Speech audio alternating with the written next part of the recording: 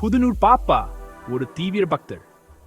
அவருடைய இதயம் காஞ்சி மகா பெரியவாளின் தாமரை திருவடிகளை முழுமையா சரணடைந்திருந்தது. அவர் மற்றொரு பெரிய மகானான ஸ்ரீ திருவாரூர் சுவாமிகளமும் மிகுந்த பற்றுக்கொண்டிருந்தார். பாப்பா இரு மகான்களையும் தனது வழிகாட்டும் ஒளிவுகளாகவும் வாழ்க்கை கடலிய தனது இரட்டை ஆன்மீக கப்பல்களாகவும் கருதினார். அவர் அடிக்கடி காஞ்சிபுரத்துக்கும் திருவாரூருக்கும் இடையே பயணம் செய்து அவர்களின் ஆசீர்வாதங்களையும் ஞானத்தையும் நாடினார். இந்த இரண்டு தெய்வீக குருமார்களுக்கான பக்தியா நெய்யப்பட்ட ஒரு அழகான ஓவியமா அவரது வாழ்க்கை இருந்தது. அவர்கள் மீது கொடுத்திருந்த அன்பு தூய்மையானது, எளிமையானது மற்றும் நம்ப முடியாத ஆழமானது. அது அவரது இருப்பையிலையும் வரையத்தது. இருவருக்கும் இடையே எந்த வேறுபாடும் காணவில்லை. இருவரையும் ஒரே தெய்வீக அருளின் வெளிப்பாடுகளாக கண்டார். ஒரு நாள் காஞ்சிபுரத்துக்கு சென்ற போது பாப்பாமா பெரியவாளுடன் பேசிக்கிட்டு இருந்தார். அவரை பேசிக்கிட்டு இருக்கும் போதே பெரியா திடீரென்னு அவரை ஆழ்ந்த பார்வையுடன் பார்த்தார். அவர் எங்கிருந்தோ வந்தது போல் தோன்றிய ஒரு கேள்வியை கேட்டார். ஆனா அது ஆழ்ந்தர்த்தம் நிறைந்ததா இருந்தது. பாப்பா, திருவாரூருக்கு அருகில் உங்களுக்கு ஏதாவது நிலம் இருக்கிறதா என்று கேட்டார். எதிர்பாராத கேள்வியா சற்று ஆச்சரியமடைந்த பாப்பா நகரத்தின் புறநகர் பகுதிக்கு அருகில் தனக்கு ஒரு சிறிய நிலம் இருப்பதா உறுதிப்படுத்தினார். இது ஒரு எளிய உண்மை, அவரது உலக உடைமைகளின் ஒரு விவரம். ஆனா மகானின் முன்னிலையில் அது அவருக்கு இன்னும் புலப்படா ஒரு புதிரின் ஒரு குறிப்பிட்ட பகுதியா தோன்றியது. மகா பெரியவா அவருக்கு ஒரு குறிப்பிட்ட மற்றும் உறுதியான அறிவுரை கொடுத்தார். கவனமாக இன்னும் மகா அமைதியாகவும் உறுதியாகவும் சூறினார். அந்த நிலத்தை எந்த சூழ்நிலையிலும் விற்கூடாது. அதை விட்டு பிடிவதை பத்தியும் நினைக்காதே. இதை நன்றா நினைவில் வைத்துக்கொள். யார் கேட்டாலும் அல்லது என்ன காரணம் என்றாலும் அந்த நிலம் உன்னிடமே இருக்க வேண்டும். பாப்பா குழப்பமடைந்தார். இந்த குறிப்பிட்ட நிலத்தை பத்தி பெரியவா ஏன் இவ்வளவு பிடிவாதமா இருந்தார்? கட்டளையின் பின்னால் உள்ள காரணத்தை அவரா புரிந்து கொள்ள முடியலை. ஆனா அவரது நம்பிக்கை முழுமையானது. அவர் தலைவரங்கி ஏற்றுக்கிட்டார். மகானின் வார்த்தைகளுக்கு கேள்வி கேட்காமல் கீழ்ப்படிவதா உறுதியளித்தார். இந்த தெய்வீக அறிவுறுத்தல் பாப்பாவின் மனதில் நீண்ட காலம் நிலைத்திருந்தது. அது ஒரு மர்மான கட்டளை, அவரது ஒன்பின் மண்ணில் நடப்பட்ட தெய்வீக விருப்பத்தின் ஒரு விதை.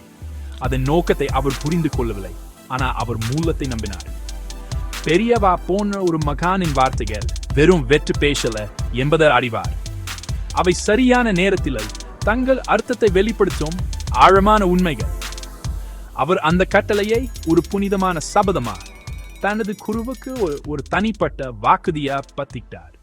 தூய நம்பிக்கையிலிருந்து பிறந்த இந்த எளிய கீழ்ப்படிதல் காஞ்சிபுரத்தின் நடமாடும் கடவுளின் நம்ப முடியாத தொலைநோக்கு பார்வையை வெளிப்படுத்தும் ஒரு அற்புத நிகழ்வின் மூலக்கல்லா மாறப்போவது.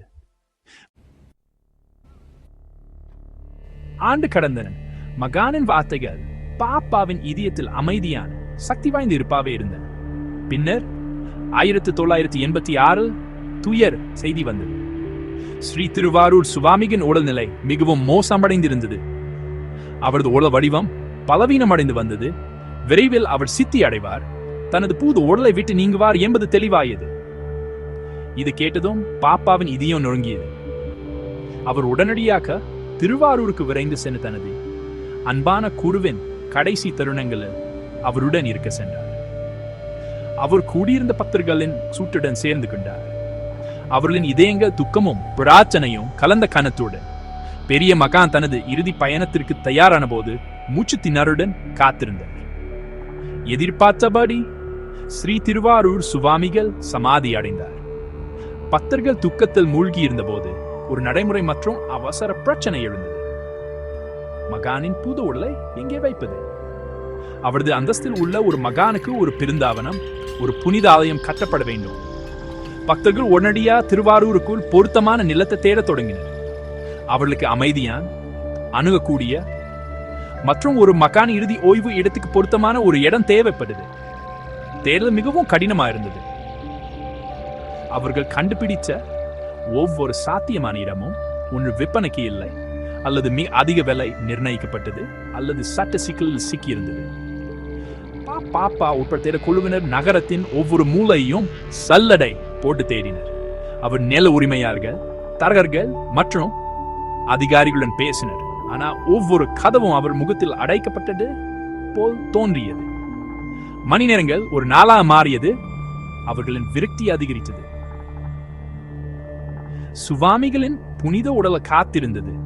அவருக்கு இறுதி இருப்பிடமா ஒரு சிறிய நிலத்தை சூட அவர்களா கண்டுபிடிக்க முடியவில்லை. பாப்பா ஆழ்ந்த ஒதுவியத உணவை உணர்ந்தார். அவர் இந்த முயற்சிக்கு ஒரு பகுதியாயிருந்தார். ஆனாலும் அவரும் தோல்வியடைந்தார். பக்தர்களின் சூட்டு கவலை வெளிப்படையா இருந்தது. திருவாரூரில் உள்ள சோகமான சூழ்நிலையில் ஒரு கனமான கவலை மேகம் தொங்கிக்கின்றது. இந்த அவசர தேடலின் மத்தியில் பாப்பா தனக்கு சொந்தமான நெற்பத்திரியமும் மறந்துவிட்டார். அவர் சூட்டு பணியில் மிகவும் மூழ்கி இருந்தார். மற்ற அனைவருடனும் ஒரு புதிய நிலத்தை கண்டுபிடிப்பதில் மிகவும் கவனம் செலுத்தினார். பல ஆண்டுகளுக்கு முன்பு மகா பெரியவாளின் குறிப்பிட்ட அறிவுறுத்தலின் நினைவு கூட அவரது மனத்தில் தோன்றவில்லை. நகரத்தின் புறநர் பகுதியில் அமைந்துள்ள அவரது சொந்த சொத்து அவரது எண்ணங்களில் இருந்து வெகு தொலைவில் இருந்தது. அவர் தூணில் இருந்து தூணுக்கு ஓடும் பல பக்தர்கள் ஒருவராயிருந்தார். அவரது மன அவசரத்தாலும் சூட்டு தோல்வி உணவாலும் மேகமூட்டப்பட்டிருந்தது. பல ஆண்டுகளுக்கு முன்பு அமைக்கப்பட்ட தெய்வீக திட்டம் சரியான நேரத்தில் தன்னை வெளிப்படுத்த பொறுமையா காத்திருந்தது. அனைத்து வழிகளும் தீர்ந்து விரக்தி சூழ்ந்த நிலையில் பக்தர்கள் இந்த இக்கட்டான நிலைக்கு ஒரே ஒருவரால் மட்டுமே தீர்வு காண முடியும் என்று முடிவு செய்தனர். அவர்கள் மகா பெரியவாளின் வழிகாட்டலை நாட வேண்டும். அவர்களில் சிலர் ஒரு சிறிய நம்பிக்கையுடன் உடனடியாக காஞ்சிபுரத்துக்கு புறப்பட்டு தங்கள் பிரச்சனையை மகானின் காலடியில் வைக்க சென்றனர். அவர்கள் காஞ்சி மடத்தை அடைந்து நிலைமையை விளக்கிய போது பெரியவா பொறுமையாக கேட்டார். ஒரு மென்மையான எல்லாம் அறிந்த புன்னகை அவரது முகத்து தோன்றியது.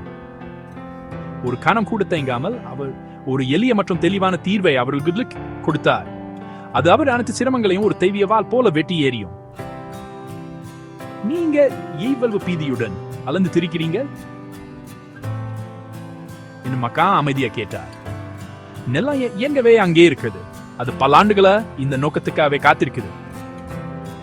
பின்னர் அவர் பக்தர்களை ஒருவரை நோக்கி திரும்பி ஒரு குறிப்பிட்ட அறிவுறுத்தலை கொடுத்தார். திருவாரூருக்கு திரும்பி செல்லுங்க. புன்னூர் பாப்பாவை கண்டுபிடியுங்க. திருவாரூர் சுவாமிகளின் பிருந்தாவனத்துக்காக தனது சொந்த நிலத்தை வழங்கும்படி பெரியவா அவருக்கு கட்டளையிட்டாக அவரிடம் சொல்லுங்க. பக்தர்கள் மௌனத்தில் உறைந்தார். தீர்வு மிகவும் எளிமையானது, மிகவும் நேரடியானது. அது இவ்வளவு காலமா அவர்களின் மூக்கின் அடியிலேயே இருந்தது. அவர்கள் நன்றியுடன் தலைவணங்கி மகானின் செய்தியுடன் உடனடியா திருவாரூருக்கு திரும்பி சென்றனர். பக்தர்கள் திரும்பி வந்து மகா பெரியவாளின் கட்டளையை பாப்பாவிடம் தெரிவித்த போது ஒரு மின்னல் தாக்கியது போல் இருந்தது. பல ஆண்டுகளுக்கு முன்பு நடந்த அந்த உரையாடலின் நினைவுகள் ஓவர்வெல்மிங் ஃபோர்ஸ் உடன் அவருக்கு திரும்பி வந்தது. மகானின் மர்மான வார்த்தைகள் அந்த நிலத்தை ஒருபோதுக்காதே பாப்பா திடீரென்று சரியான அர்த்தம் கொடுத்தார். அவர் உணர்ச்சியின் அலையால் மூழ்கடிப்பட்டார். அதிர்ச்சி, பிரமிப்பு மற்றும் ஆழ்ந்த நன்றி. மகா பெரியவாளின் நம்ப முடியாத தொலைநோக்கு பார்வையால் அவர் திகைச்சு போனார். அவர் பல ஆண்டுகளுக்கு முன்பே இந்த நிகழ்வை துல்லியமா பார்த்திருந்தார். மேலும் ஒரு எளிய மர்மான அறிவுறுத்தலுடன் அதுக்கான ஏற்பாடுகளை செய்திருந்தார். பாப்பா ஆனந்த கண்ணீராலும் பக்தியாலும் மூழ்கடிக்கப்பட்டார்.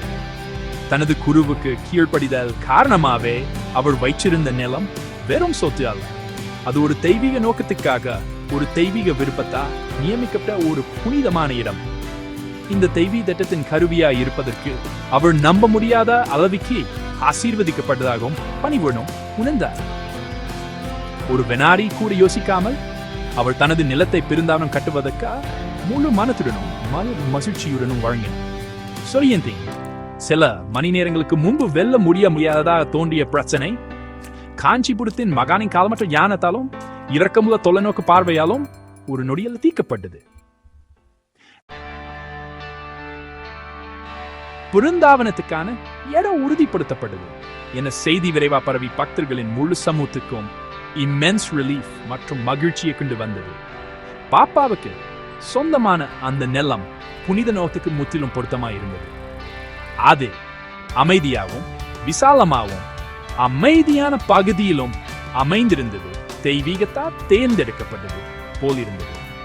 உள்ளூர் சமூகமும் பொது அதிகாரிகளும் மகானின் ஆலயத்துக்காக நிலமும் அந்த நன்கொடையா வழங்கப்படுகிறது என்பதை கேட்டு தங்கள் முழு ஆதரவையும் வழங்கினர்.